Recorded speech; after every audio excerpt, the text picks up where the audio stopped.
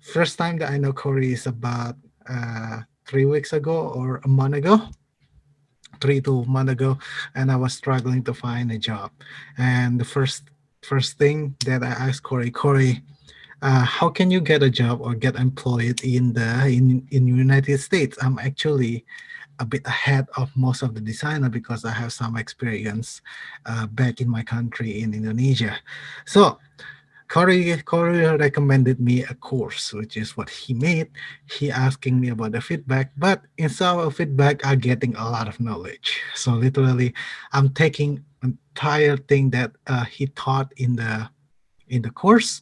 I'm basically ripping off all of them, ripping off all of the word from Corey, all the strategy that Corey makes. So first thing first, I stopped doing the portfolio. I said my portfolio is strong enough right now. Time to get out there and then find the potential employer. So I'm heading out to the LinkedIn, like what Corey said, find out the people that actually hiring, not the recruiter. Are recruiter specifically in the videos that recruiter sometimes useless.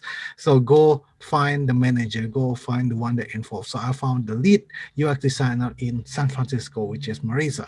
And after talking to Marisa, hi Marisa, I have the experience of the UX design. I'm looking for a job. Do you have any opening? Surprisingly, Marisa was answering, yes, we have opening. We have opening in here, but this contract. I said, fine, no problem. Let's go with the contract. And Marisa gave Marisa a couple of days. Marisa come back to me, and then we met with the lead UX designer in my state, which is in Washington. So the first interview, how I do the first interview. The first interview is basically I looking at Corey's video, see how he present his work. From there, instead of going to my website, present it the way that does, I make it my own style. So I make a PowerPoint out of it. I get my very best portfolio, and I present it using the PowerPoint.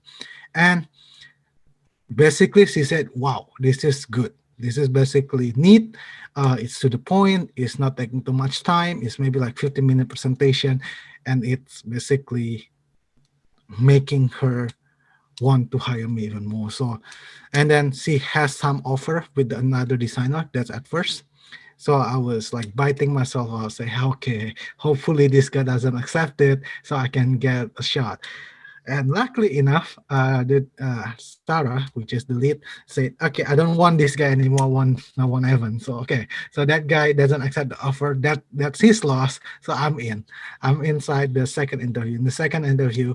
Uh, in the second interview, I was basically asked what was Corey was mentioning before, like your experience, and then like what happened in this situation. That, for example, you're not agreeing with somebody. What do you do? Do you have that kind of story? So I tell the story what I have in my organization before. And in the end of the conversation, I always have time to ask question. So I copy all the Corey's question. Literally, I have no idea what the heck that I will ask. So I just ripping off Corey and then say this is all my question. So first question that I asked, right? Can you give me a high level overview of the design and implementation process that they use in Expedia? So he gave me explanation how their process work. And then this is the golden question. After the second interview, which is with the basically project manager and the lead, I asked them a question. So, give given everything that I told you so far, and about the insight about my background, my approach, my design skill, and taking all of that into consideration, do you have any concern about my ability to join this team and be successful in this role?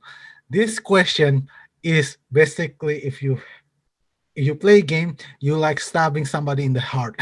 So that question, that question is literally stunned them. Like, wow, that was bold move. Literally, it's showing them that you're not playing around. You want this job, and you want to know either or not you fit or not.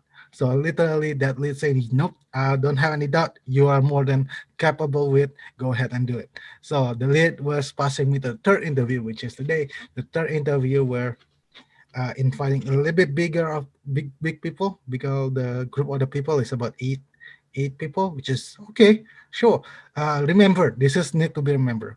Whenever that you do interview, it's fine. Doesn't matter how big it is. Just watch the freaking video. For me, I use Family Guy and American Dad for my Yeah. video.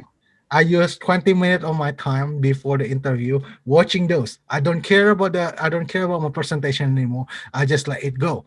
Just watch it, relax. That's how I calm down. That's my reset point. So that is my ritual. Okay. That, even though those people are silly going, that's what I use. Mhm. And that worked for me. So during the interview, I present my work. The first thing first, I present the design challenge that they given me. So I make a design challenge of delivery app. It looked great. It looks stunning, and it really proving me that I'm belong there. I'll be above and beyond. I'm thinking one step ahead. I'm thinking about three, four, five, six, seven step ahead of me. That's why they love me. And then they're looking at my GPS motion of my the car moving and stuff like that. That's a plus. That's literally a plus. Mhm. Plus, I keep touching my background. I keep touching my root. What is my background? So I'm keep touching. Oh yeah, I have a film degree, and that's what I come up with. I do not like the static motion. I like a motionless, and then. I have a computer science degree, so I talk. If this is going to produce, I'll need to talk to the front end designer, see what he think about it. Can it be made in the given time, and can it be made with the given budget? Because of the agile methodology, the deep understanding of how the process is, I'm literally getting offered really above what I'm deserved. So I actually thought that I will be getting junior UX designer, but they're offering me because my talk, the way that I talk to them, the way that I presented, the way my work speak, they offer me UX designer three. That's amazing. So Mhm. you guys should take this course, no matter what you say. No matter how much is it, it worth every single damn penny.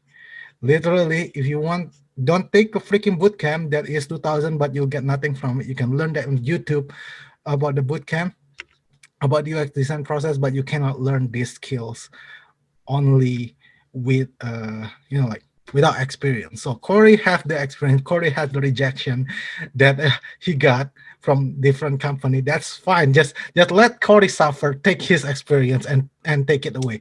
Rip off all the thing that Corey said in the video. I don't think that Corey's mine. And yeah, here's the video, guys. That's Yeah. your Bible. That must be your Bible. Until you're dying or until you want to go to the lead designer, just use the Azure Bible. All of them there. All of them there. Just use it. Nice, nice. Man, Evan, this is fantastic. I mean, so I just want to kind of recap and step through some of the things that you just said. So, like you mentioned, so we've been talking for a little under a month now, right? Hmm. We caught up on LinkedIn. Hmm. Um, you invested in the course, right? And I was looking for some feedback on it, and you said, well, while I'm doing it, I'm just this is working out for me. I mean, this is some good information, so I'm going to put it to use. And you changed your approach for how you were iterating on your portfolio. You changed your approach on how you were reaching out to actually speak to folks to get a job, and then you talked to a real person. Introduced yourself to a real person, and they brought you in and said, yeah, let's talk, right? And you just kind of took it from there, right? We got together a few times. We had a few additional sessions, and we took a look at your presentation, and we went through it, and we decided this is too long. Let's condense it a bit, right? Let's remove some stuff and get kind of straight to the point.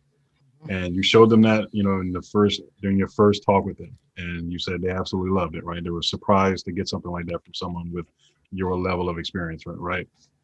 And then and you went on to the next interview, and it sounded like you learned how to answer questions by telling stories, right, and by relating back to the stuff that you already knew, right? That's how you keep folks' attention, right? And that's how they understand that you're just a regular, well-adjusted person, right? You can get to the concrete problem that we're trying to solve here, and you can do it in an intelligent way, right? And you can tell it in a captivating way. So that's great, right? That's storytelling is very critical for UX design. So you pick that up. Let's see. You the question about uh, if they have any um, if they have Doubt. any any doubts about you, right? And you said that kind of blew them away. Yeah, that's why that's the last question. That's the thing that I hold out for. Like this is it, right? When you get to this point and you ask this question, you be prepared for one of two things, right? They're going to say no, I'm good, and like and your reaction was they couldn't believe that someone would have the gall to ask them, like it would have to be so bold and so confident to ask them this, right? Again, and you being at the what you would consider yourself kind of a junior level, but they didn't see a junior level person, right? The more you talk with them, and then we went on Yeah. to looking at your design challenge, and everyone knows how I feel about design challenges, but we won't get into that part. But you did the design challenge. We worked on a little bit. You showed some of your unique skills with some of the animations that you put in. You got straight to the point of what they wanted to see. You reiterated, the task that they gave you. You showed them that, like, here's a task you gave me, and here's how I addressed each one of them. And that was today that you gave that back to them, right? You went over that. That was you had that interview Yeah. today. Yeah, and then 2 hours later, and then I got a call say, "Yeah, you in? You're No in. doubt, no You're doubt. in. I don't want you to be." So the director say, "Hey, but you open for FTE? That's on the call." Uh And huh. it so first is contract, right? Now, are you Hmm. open for FTE? I said, "Sure, FTE will work for me." I said directly like that Yeah. in the call with 8 people, and then I got a call again, but 2 hours later after that, say, "Yeah, you're in, but it's in contract position first for the first year." And Hmm. it can be faster than a year before you go to FDS. Yeah, sure, no problem. Okay. As long as I get that stone to jump. And then he mentioned, by the way, it's not UX designer two. You are not considered UX designer two anymore. You are UX designer three. I said, wow, that's a big jump. Yeah, that's great. That is absolutely great, and that's the beauty of it. When you present yourself, because I mean, I taught what I know, right? So I know I the UX, the approach that I know is from a senior level, right? So if you learn from a senior level, you're going to be at a kind of at more or less a senior level, right? So I'm glad they saw that in you. I'm glad they recognized that in you, and now you're official, right? And it was just a matter Big of an hour or so after the call, they're telling you, yeah, we're going to send you the offer, and you're in your goal. What started out as a possible 6 month contract is now 1 year contract to hire. Yeah, and then like literally, like you say in the video, say tell a story. Yeah, Tell like a story. Don't make them yawn. Make a joke. yeah, Do something about it. Like literally he asked me if is there some way in the design process that you think that you want to improve. He said hmm, to me like that. All right, let me tell you a story. In fast work, this is how I answered. Let me tell you a story. In fast work, I'm famous of being a shark. Or even though I'm fat, I eat a lot. Of course, I'm eating a lot, but I also greedy with the knowledge. I eat all the knowledge I can get in fast work. yeah, And my favorite part of the UX design process is user research and usability testing. I know usability testing is a bit weird to be like because people doesn't want to get feedback or doesn't want to get hurt. But the unique thing about me is that I can read people. I want people to criticize my work. I want to get better. Don't sugarcoat it if my design is not working or my design is sucks. That's okay. hmm, That's the beauty of it. So I can fix it. I can make it better. Oh, nice. although I'm saying the UX research and usability testing is my favorite part, I'm not saying that I dislike the the UI process of it. Sketching and prototyping and stuff like that. No, I like it. I like it too. However, I will work a little bit slower than it used to be, than the other because I want to make sure everything correctly. I'm the type of person that want to do things correctly, not just done. Hmm.